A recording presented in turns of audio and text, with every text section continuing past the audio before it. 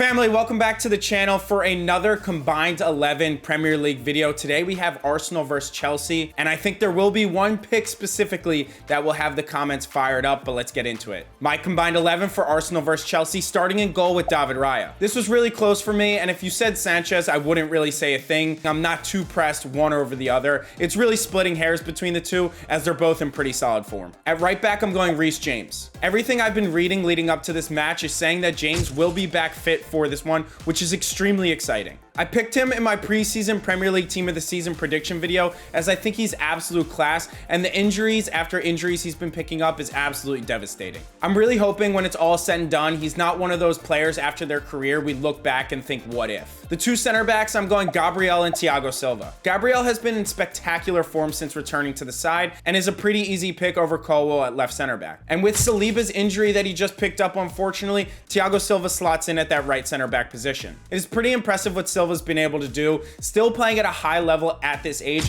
and leading that Chelsea back line to a couple good results on the spin. At left back, I'm going Zinchenko. With James back in the side, I think Cucurella goes back to left back, so I could have picked him, but even that, I'm going Zinchenko. Zinchenko is very solid in possession and does well in the final third. I think his defending could improve a little, but with Timber and Chilwell both out, it's kind of picking the best of a couple poor options, so I'll go Zinchenko. At CDM, I'm going Declan Rice. In terms of $100 million men, it looks like Rice was almost a steal when comparing him to how he's playing versus how Caicedo is playing for Chelsea. Rice easily slots in at this DM position, as he's a top 3 DM in the Prem with Basuma and Rodri. At the 8, or playing the pivot with Rice, is Enzo Fernandez.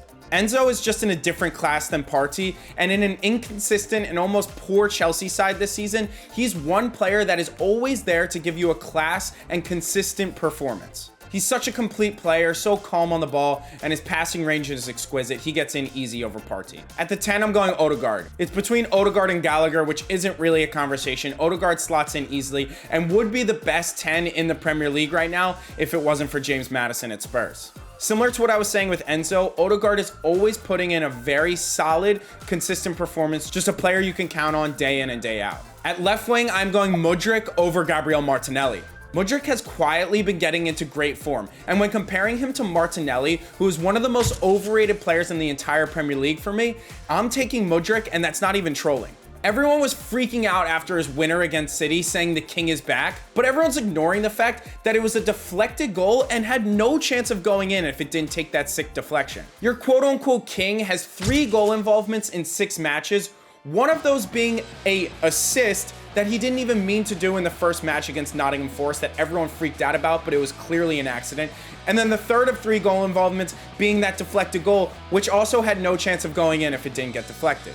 So in reality, Martinelli has one quote-unquote earned goal involvement in 6 Premier League matches in an Arsenal side who has been scoring at a pretty good clip. Meanwhile, Mudryk has 2 goals in his last 3 starts in all comps and looked almost unplayable for Ukraine over the international break. Give me Mudryk over Martinelli. At striker, I'm going Gabriel Jesus. Broja, I believe, picked up a knock and isn't available for this match, and even if he was, I probably would have picked Jesus, but if it's between Jesus and Jackson, I'm easily going Jesus. Jesus has been in really solid form since returning from injury, and Jackson just can't seem to put it all together at that number 9 at Chelsea. With Mudryk out left and Saka out injured, it's between Cole Palmer and Raheem Sterling at that right wing position, who are both in pretty solid form over the past couple Chelsea performances, but I'm going Raheem Sterling. Raz is quietly having a pretty solid season, and I actually think this year he's had better performances out at that right wing versus that left wing, especially that match against Luton where he had 2 goals and looked almost unplayable on the right wing.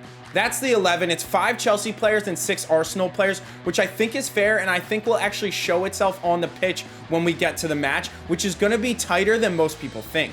My prediction for the Chelsea vs Arsenal match is a 2-1 to Chelsea. I think people are underestimating how big the injuries are to the likes of Saka and Saliba. They're 2 of their 3 best players along with Odegaard, and Saka is in around everything when it comes to making chances and scoring goals in the final third. I don't think a front 3 of Nketiah, Jesus, and Martinelli produces enough for Arsenal to get after that Chelsea back line. And when you consider the matches at Stamford Bridge, they're getting Reece James back, and Chelsea has actually improved their form lately, getting 2 wins on the spin. I don't care that it's against 2 potentially relegation favorites. Wins are wins, and they build confidence in a camp. And I think this team comes out, makes a statement at home with the fans behind them, and gets a shock 2-1 victory over Arsenal.